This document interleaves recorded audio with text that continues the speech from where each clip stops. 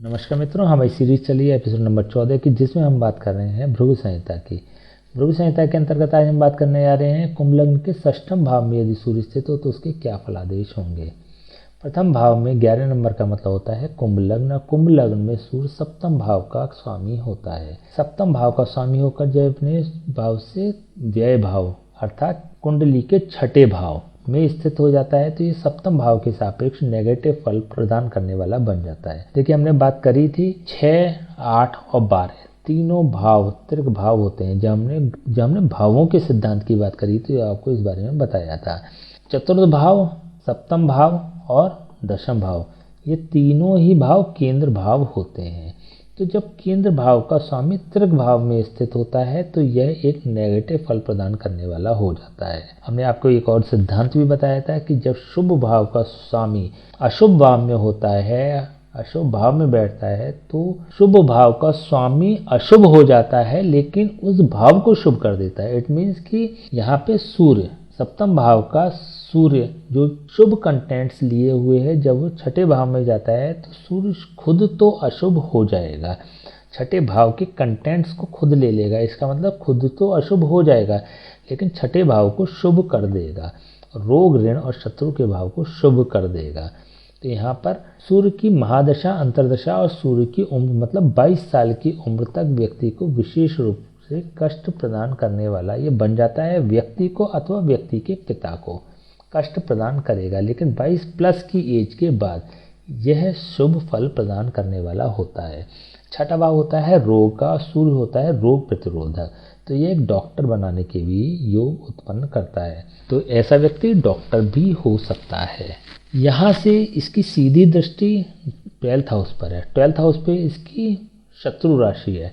जब इसकी शत्रु राशि पर इसकी पोषण प्रदान करने वाली दृष्टि पड़ती है तो यह नेगेटिव फल प्रदान करने वाली होती है। देखिए, यहाँ पर अगर इसकी शुभ राशि होती या इसकी मित्र की राशि होती तो यह एक पॉजिटिव एस्पेक्ट्स में वर्क करता। व्यक्ति के जो खर्चे थे वो शाही खर्चे कराता। व्यक्ति की सोर्स ऑफ इनकम इतनी ज़्यादा होती कि वो शाही खर्चे कर सकता था, लेकिन यहाँ पे स्थिति दूसरी हो रही है।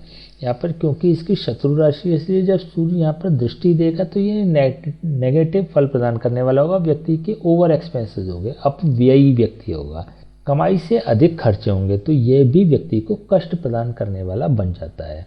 सूर्य होता है नवम भाव का कारक, दशम भाव का कारक और लग्न भाव का कारक।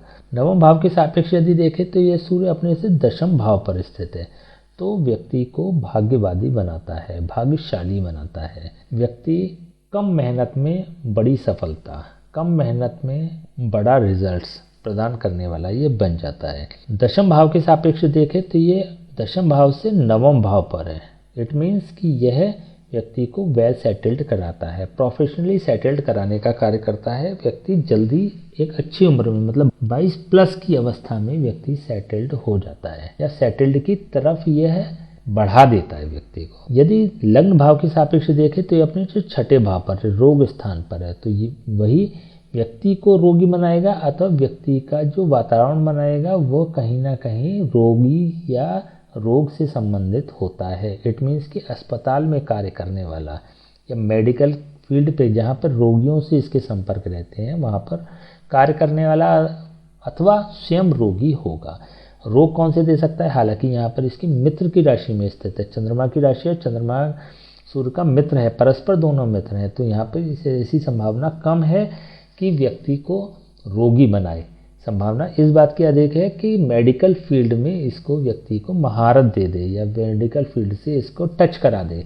संभावना रोगी होने की कम है। यदि रोगी होता है तो कौन सा रोग? हृदय से संबंधित रोग, क्योंकि यहाँ पर कर्क राशि है और कर्क राशि का स्वामी होता है चंद्रमा।